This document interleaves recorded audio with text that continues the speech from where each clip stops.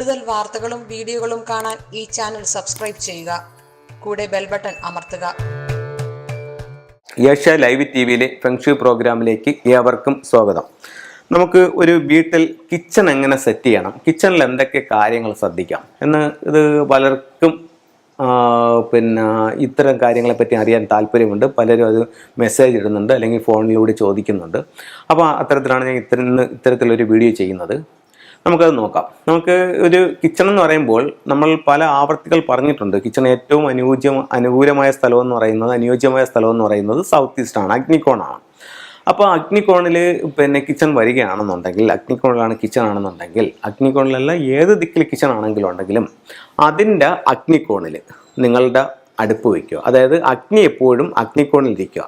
അപ്പം നിങ്ങൾക്ക് അഗ്നിക്കോണിലല്ല മറ്റൊരു ദിക്കിലാണ് കിച്ചൺ വന്നിട്ടുള്ളതെങ്കിലും അതിൻ്റെ അഗ്നിക്കോണിൽ, അപ്പോൾ ഓരോ റൂമിനും അഗ്നിക്കോൺ ഉണ്ടല്ലോ, അപ്പോൾ അതിൻ്റെ അഗ്നിക്കോണിൽ നിങ്ങളുടെ സ്റ്റൗ വയ്ക്കുക. എന്നിട്ട് കിഴക്ക് നോക്കി നിന്ന് പാചകം ചെയ്യുക. ഓക്കെ, അപ്പോൾ അഗ്നിക്കോണിൽ സ്റ്റൗ വയ്ക്കുക, കിഴക്ക് നോക്കി നിന്ന് പാചകം ചെയ്യുക. പല വീടുകളിലും വടക്ക് നോക്കി സ്റ്റൗ വെച്ച് പാചകം ചെയ്യുന്നതായിട്ട് കാണുന്നുണ്ട്. ചില വാസ്തുക്കാർ അങ്ങനെ പറഞ്ഞു കൊടുത്തിട്ടുള്ളതായിട്ടും പറയുന്നുണ്ട്. പക്ഷേ എൻ്റെ ഒരു അറിവിൽ വടക്കോട്ട് നോക്കി നിന്ന് പാചകം ചെയ്ത് കഴിഞ്ഞാൽ അന്നത്തിന് വരെ മുട്ടുമെന്ന് പറയുന്നുണ്ട്. അപ്പോൾ നിങ്ങളത് വടക്ക് ഒഴിവാക്കുന്നത് നല്ലതാണ്. പാചകത്തിന് എപ്പോഴും കിഴക്ക് നോക്കി നിന്ന് പാചകം ചെയ്യുന്നതാണ് നല്ലത്.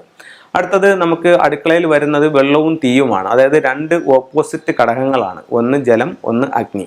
അപ്പം അത് നമ്മൾ നേരെ ചൊവ്വേ യഥാസ്ഥാനത്ത് ചെയ്തില്ലെങ്കിൽ അതിൻ്റെ ഒരു ബാലൻസിങ് തെറ്റും. അപ്പം നമുക്ക് അഗ്നിക്കോണിൽ അടുപ്പ് വന്നു. ഈശാനകോൺ എന്ന് പറയുന്നത് എവിടെയാണ്? വടക്ക് കിഴക്ക് ഭാഗം. അപ്പം നമ്മളുടെ മീനൻ രാശിയായിട്ട് പറയും, അവിടെയാണ് നമ്മൾ ജലത്തിൻ്റെ ഇത് പറയുന്നത്. അപ്പം നമ്മൾ ഇതിനെ ഒരു വലിയ ഏരിയയിൽ നിന്നും ചെറിയൊരു ഏരിയയിലേക്ക് നമ്മൾ ഇതിനെ കൺവെർട്ട് ചെയ്യണം. അപ്പോൾ അതിൻ്റെ ഈശാനകോണിലേക്ക് നമ്മൾ വെള്ളം എടുക്കുക. അപ്പോൾ എന്താ പറയുന്നത്? സിങ്ക് നമുക്ക് കിച്ചണിൻ്റെ ഈശാനകോണിലേക്ക് വെക്കാം. അപ്പോൾ കിച്ചണിൻ്റെ ഈശാനകോണിൽ സിങ്ക് വെക്കാം, കിച്ചണിൻ്റെ അഗ്നിക്കോണിൽ അടുപ്പ് വെക്കാം. ഇപ്പം ചില വീടുകളിൽ നമ്മൾ ചെല്ലുമ്പോഴത്തേക്കെന്ന് പറഞ്ഞു കഴിഞ്ഞാൽ ഇത് അവർ സെറ്റ് ചെയ്താക്കുന്നത് വളരെ അടുത്തായിട്ടുണ്ട്. അതായത് പറഞ്ഞു കഴിഞ്ഞാൽ അടുപ്പിനോട് ചേർന്ന് തന്നെ സിങ്ക് ഇരിക്കുന്ന ഒരുപാട് വീടുകളെ ഞാൻ കണ്ടിട്ടുണ്ട്. അപ്പോൾ അവിടെ അങ്ങനെയാണെന്നുണ്ടെങ്കിൽ ഇതിൻ്റെ രണ്ടിൻ്റെയും ഇടയിൽ ഒരു ചെറിയ പ്ലാന്റ് വെച്ചുകൊണ്ട് ചെയ്യുക. ഇപ്പോൾ ഫെങ്ഷുയുടെ ഉള്ളൊരു വലിയ മഹത്വം, അല്ലെങ്കിൽ ഫെങ്ഷു ആൾക്കാർ ഒരുപാട് ഇഷ്ടപ്പെടുന്ന കാര്യം എന്ന് പറഞ്ഞു കഴിഞ്ഞാൽ ഫെങ്ഷുയിൽ എല്ലാത്തിനും ചില ചെറിയ റെമഡികളുണ്ട്. റെമഡി ചെയ്തുകൊണ്ട് ഈ പൊളിച്ചു മാറ്റലുകൾ ഒഴിവാക്കാം. ഇപ്പോൾ സിങ്ക് ഇങ്ങനെ ഒരു സ്ഥലത്ത് വന്നു കഴിഞ്ഞാൽ അപ്പോൾ അതങ്ങനെ വന്നുകൂടാ. അപ്പോൾ അതിൻ്റെ ഇടയ്ക്ക് തന്നെ ചെറിയ ഒരു എലമെൻറ്റ് ബേസ് ചെയ്തിട്ട് തന്നെ നമ്മളതിനെ കറക്റ്റ് ചെയ്തു. അതായത് ഇപ്പം സിങ്ക് ഇരിക്കുന്നു, അതിനടുത്ത് സ്റ്റൗ ഇരിക്കുന്നു. അപ്പം ഈ വെള്ളം നേരെ അഗ്നിയിലേക്ക് ചെന്നാൽ എന്ത് ചെയ്യും? അഗ്നി കെട്ടുപോകും. അപ്പോൾ അത് ഫെങ്ഷു പ്രകാരം അതിനൊന്ന് എലമെൻറ്റ് ഉപയോഗിച്ചുകൊണ്ട് ഒന്ന് ബാലൻസ് ചെയ്യണം. അപ്പോൾ ഈ വെള്ളം കഴിഞ്ഞാൽ ഉടൻ തന്നെ നമ്മൾ എന്ത് ചെയ്യുന്നു? അവിടെ ഒരു പ്ലാന്റ് വയ്ക്കുന്നു. അപ്പോൾ ഈ ജലം ഈ പ്ലാന്റിലേക്ക് ചെല്ലുന്നു എന്നൊരു സങ്കല്പം. അപ്പോൾ എന്ത് സംഭവിക്കും? ഈ വുഡ് വളരും. ഈ വുഡ് എന്ത് ചെയ്യുന്നു? ഈ അഗ്നിയെ കത്താൻ സഹായിക്കുന്നു. അപ്പോഴത്തേക്ക് അതൊരു സൈക്കിളായി മാറി. അപ്പോൾ ആ ദോഷം മാറി ഒരു സൈക്കിൾ പോലെ അതവിടെ കറക്റ്റായി. അപ്പോൾ ആ രീതിയിൽ നമുക്കതിനെ കറക്റ്റ് ചെയ്യാം. ഇനി നമ്മൾ പുതിയൊരു അടുക്കള ചെയ്യുകയാണെന്നുണ്ടെങ്കിൽ ഇപ്പം പലരും പ്ലാൻ വരച്ച് കൊടുക്കുമ്പം നമുക്ക് സൗത്ത് ഈസ്റ്റിലായിരിക്കും കിച്ചൺ, പക്ഷെ അവർ സിങ്ക് വരയ്ക്കുന്നത് സൗത്തിലായിരിക്കും. കാരണം സൗത്ത് ഈസ്റ്റിൽ കിച്ചൺ വരുമ്പോഴത്തേക്ക് അതിൻ്റെ ഒരു എന്താ പറയുന്നത്, ഒരു ജനലിൻ്റെ പോർഷൻ വരുന്നത് ഈ സൗത്തിൽ വരുന്നുണ്ടല്ലോ. അപ്പോൾ അവിടെ നമ്മളൊരു സിങ്കിന് പലരും പ്ലാനിൽ അത് വരയ്ക്കുന്നുണ്ട്. പക്ഷേ സിങ്കിൻ്റെ സ്ഥാനം അത് ശരിയല്ല. എന്താണ്? ഫുങ്ഷോ പ്രകാരം തെക്ക് വശത്ത് എന്താ വന്നിരിക്കുന്നത്? അഗ്നിയാണ് വന്നിരിക്കുന്നത്. അപ്പോൾ നമ്മൾ അവിടെ വെള്ളം കൊണ്ട് വയ്ക്കാൻ പാടുണ്ടോ? അങ്ങനെ അവിടെ പാടില്ല. അപ്പോൾ അതുകൊണ്ട് തെക്ക് വശത്ത് വെള്ളം പാടില്ല. അപ്പോൾ നമ്മൾ ആ വെള്ളം എവിടെ വയ്ക്കാൻ പറഞ്ഞു? നേരത്തെ പറഞ്ഞു ഈശാനകോണിൽ വെള്ളം സിങ്ക് വയ്ക്കാൻ പറഞ്ഞു, എന്നിട്ട് അഗ്നിക്കോണിൽ സ്റ്റൗവും വയ്ക്കാൻ പറഞ്ഞു. അപ്പോൾ അത് അവിടെ ക്ലിയറായി. പിന്നെ അടുക്കളയിൽ നമ്മൾ സാധാരണ കണ്ടുവരുന്ന വലിയൊരു തെറ്റെന്ന് പറഞ്ഞു കഴിഞ്ഞാൽ, ഞാനിപ്പോൾ അടുത്ത സമയത്ത് നമ്മളുടെ നാട്ടിൽ തന്നെ കൊല്ലം ജില്ലയിൽ അഞ്ചൽ തന്നെ ഒരു വീട് ഒരു പാർട്ടി വെച്ച് ഒരു വലിയ വീടാണ് വെച്ചിരിക്കുന്നത്. അപ്പോൾ അവിടെ വീട് വെച്ചതിന് ശേഷം അവർ എന്നെ ഒന്ന് വിളിച്ചിട്ട് അതൊന്ന് കൺസൾട്ട് ചെയ്തപ്പോഴത്തേക്ക് ഞാൻ ചെന്ന് നോക്കിയപ്പോഴത്തേക്ക് നോർത്ത് ദർശനമായിട്ടുള്ളൊരു വീടാണ്. അങ്ങനെ ഞാൻ ഓരോ സ്ഥലങ്ങളും ഇങ്ങനെ നോക്കിയത്, അപ്പോൾ എല്ലാം വാസ്തുപ്രകാരം കറക്റ്റായിട്ടാണ് ചെയ്തിരിക്കുന്നത്. അങ്ങനെ ചെയ്ത് നോക്കി പോയപ്പോഴത്തേക്ക് അവരുടെ കിച്ചൺ വന്നിരിക്കുന്നത് അഗ്നിക്കോണിലാണ്. അപ്പോൾ ഞാൻ പറഞ്ഞു, കൊള്ളാം, നല്ല സ്ഥലത്ത് കിച്ചൺ വന്നു. പക്ഷേ കിച്ചണകത്ത് കയറിയപ്പോഴത്തേക്കാണ് കിച്ചണിൻ്റെ അഗ്നിക്കോണിൻ്റെ അവിടെ നിന്നും പുറത്തേക്ക്, അടുക്കളയിൽ നിന്ന് പുറത്തേക്ക് ഇറങ്ങാനായിട്ട് നമുക്കൊരു ഡോർ വേണമല്ലേ, ആ ഡോർ അവർ കൊടുത്തിരിക്കുന്നത് കിഴക്ക് ഭാഗത്താണ്. അപ്പോൾ ഞാൻ പറഞ്ഞു, അയ്യോ ഇത് കിഴക്ക് ഭാഗത്ത് കൊണ്ടുവന്ന് ഡോർ വെച്ചു, നമുക്ക് തെക്ക് വശമല്ലായിരുന്നു വരേണ്ടിയിരുന്നതല്ലേ, ഇത് മാത്രം വാസ്തുക്കാരനെ തെറ്റിപ്പോയെന്ന് പറഞ്ഞു. അപ്പോഴവർ പറഞ്ഞു വാസ്തുക്കാരന് തെറ്റിയതല്ല, വാസ്തുക്കാരൻ വരച്ചു തന്നത് അടുക്കളയിൽ നിന്ന് തെക്കോട്ട് ഇറങ്ങുന്ന രീതിക്ക് തന്നെയാണ് വാസ്തുക്കാരൻ വരച്ചു തന്നത്. പക്ഷേ ഇവിടെ വരുന്നവരും പണി ചെയ്യാൻ വന്നവരൊക്കെ പറഞ്ഞു അങ്ങനെ തെക്കോട്ട് ഇറങ്ങുന്ന വാതിൽ നല്ലതല്ല, കിഴക്കോട്ട് ഇറങ്ങുന്നതാണ് വാതിൽ നല്ലത്, അങ്ങനെ നമ്മൾ അത് മാറ്റി കിഴക്ക് കൊടുത്തതാണെന്ന് പറഞ്ഞു. പക്ഷെ അത് തെറ്റാണ്. ഇതിൽ ഉച്ച നീച്ചങ്ങളെന്ന് പറഞ്ഞിട്ട് ഒരു കണക്കുണ്ട്. അപ്പോഴത്തേക്ക് ഈ വാതിൽ, കിഴക്കോട്ടുള്ള വാതിൽ നീച്ചത്തിലായിപ്പോയി. അതേസമയം തെക്ക് വശത്താണ് അതിൻ്റെ വാതിൽ വെച്ചിരുന്നെങ്കിൽ അതൊരു ഉച്ചത്തിലാണ് ആ വാസ്തു വരച്ച് കൊടുത്തത്. അപ്പോൾ അത് അവർ മാറ്റിയിട്ട് അവരുടെ തന്നിഷ്ടപ്രകാരം അവർ ചെയ്തതാണ്. മാത്രവുമല്ല, വടക്കോട്ട് ദർശനമുള്ളൊരു വീടിനെ സംബന്ധിച്ചിടത്തോളം തെക്കോട്ടൊരു വാതിൽ അനിവാര്യമാണ്. അപ്പം അതും നമ്മൾ ശ്രദ്ധിക്കേണ്ട കാര്യമുണ്ട്. പലരും അങ്ങനെയുള്ള ഇത് ചെയ്യുന്നുണ്ട്.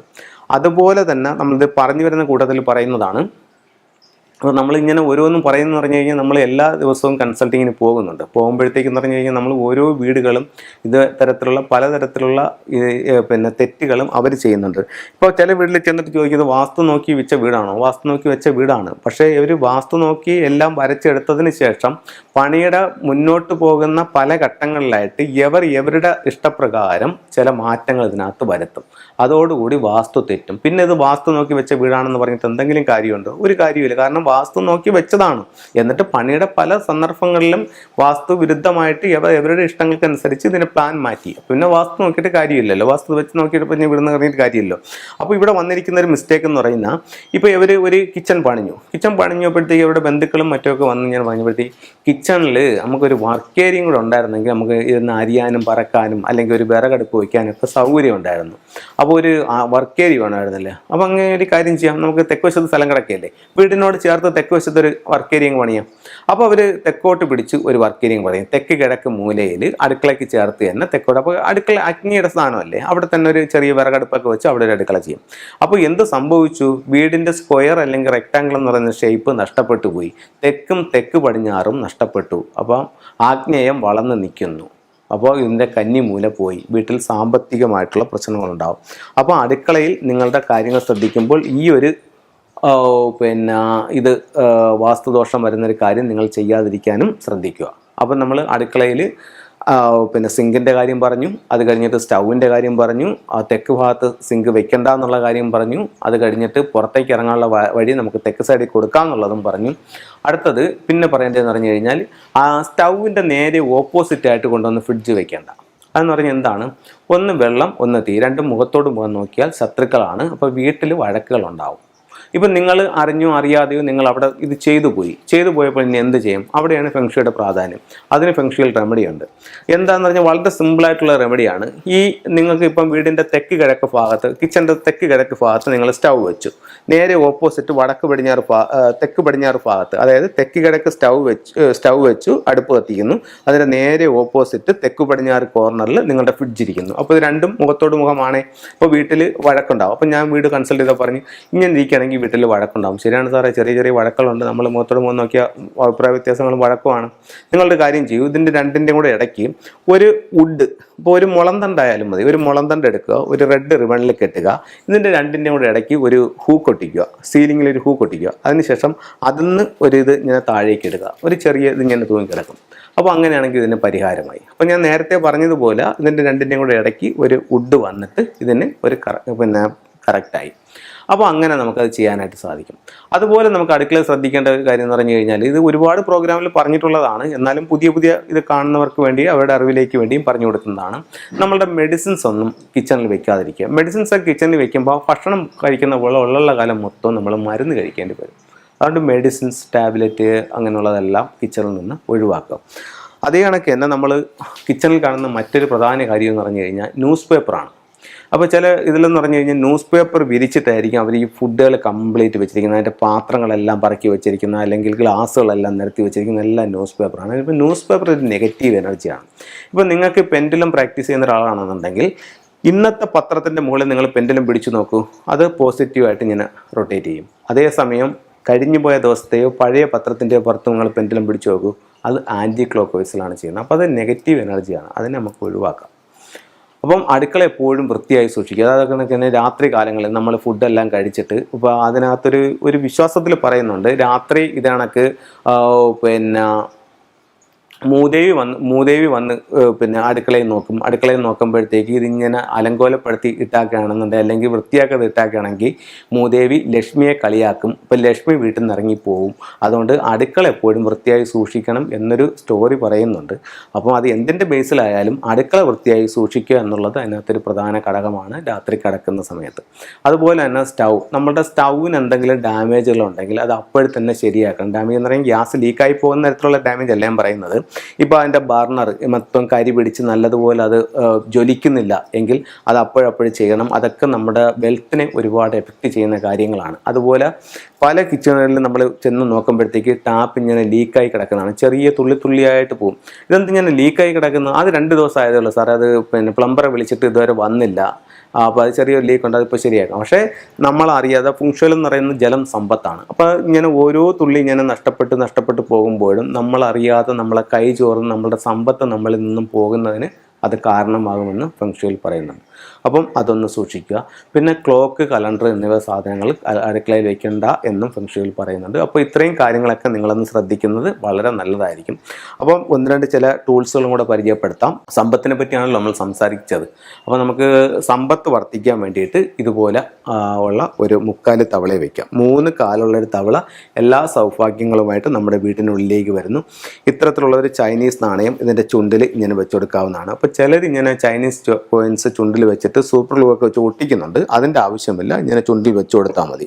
അതുപോലെ തന്നെ ഫ്രോഗ്, 9 ഫ്രോഗുകൾ നമുക്ക് വേണമെങ്കിലും വയ്ക്കാം. ഇപ്പോൾ ഒറ്റ ഫ്രോഗ് നമുക്ക് പ്രധാന ഡോറിൽ നിന്ന് ഉള്ളിലോട്ട് നോക്കി വയ്ക്കാം. അത് കഴിഞ്ഞിട്ട് 9 ഫ്രോഗുകളാണെങ്കിൽ ഇങ്ങനെ ഒരു പിന്നെ ലൈനായിട്ട് ഇങ്ങനെ പോകുന്ന രീതിയിൽ ഹൈഡ് ചെയ്ത് വയ്ക്കാം.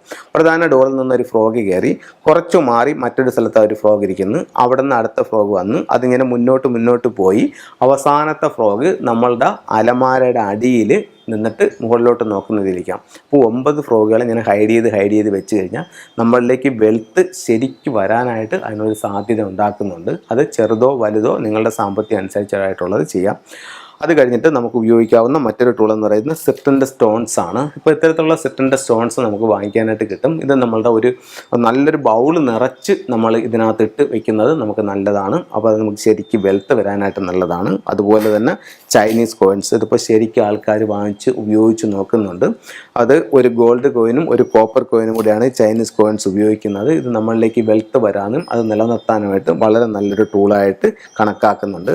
അതുപോലെ തന്നെ നിങ്ങളുടെ സ്ഥാപനത്തിൽ നിങ്ങൾ കണക്കുകളും കാര്യങ്ങളൊക്കെ എഴുതുന്ന ബുക്കിൻ്റെ മുകളിൽ ഇത്തരത്തിലുള്ള ഒരു ചൈനീസ് കോയിൻ എടുത്ത് വെച്ച് കെട്ടിവെക്കുന്നത് അതിലേക്കുള്ള ഇൻകം വർദ്ധിക്കാനായിട്ട് നല്ലൊരു റെമഡിയായി ഫെങ്ഷുയിൽ പറയുന്നുണ്ട്. അപ്പോൾ ഈ സെറ്റിൻ്റെ തന്നെ നമുക്ക് അതിൻ്റെ ബ്രേസ്ലെറ്റ് ഉണ്ട്. അതുപോലെ മറ്റ് സ്റ്റോൺസ് എന്ന് പറയുന്ന ടൈഗറായി നമ്മളെപ്പോഴും ആക്റ്റീവായിട്ട് നിൽക്കാനായിട്ട് നമ്മളെ സഹായിക്കുന്നു. അത് കഴിഞ്ഞിട്ട് അമത്തിസ്റ്റ് എപ്പോഴും ഒരു ഡിവൈൻ പ്രൊട്ടക്ഷനും ലഹരിയിൽ നിന്നും ലഹരി ഉപയോഗിക്കാതിരിക്കാനും ലഹരിയിൽ നിന്ന് മുക്തനാവാനും ഒക്കെ അമത്തിസ്റ്റ് നമ്മളെ സഹായിക്കുന്നുണ്ട്. അതുപോലെ തന്നെ ഹെൽത്ത് മെച്ചപ്പെടാനായിട്ട് ഗ്രീൻ ജേഡ് നമ്മളെ സഹായിക്കുന്നുണ്ട്. അതുപോലെ വിവാഹം നടക്കാനായിട്ട് റോസ് കോഴ്സിൻ്റെ ബ്രേസ്ലെറ്റ്, പെൻഡൻറ്റ്, പിന്നെ മാലകളൊക്കെ ഉണ്ട്. അപ്പോൾ ഇത്തരത്തിലുള്ള ഓരോ ടൂളും നിങ്ങളുടെ ജീവിതത്തിൽ ഒത്തിരി നേട്ടങ്ങൾ ഉണ്ടാക്കി തരട്ടെ എന്ന് പ്രാർത്ഥിച്ചുകൊണ്ട് ഞാൻ നിർത്തുന്നു. നന്ദി, നമസ്കാരം.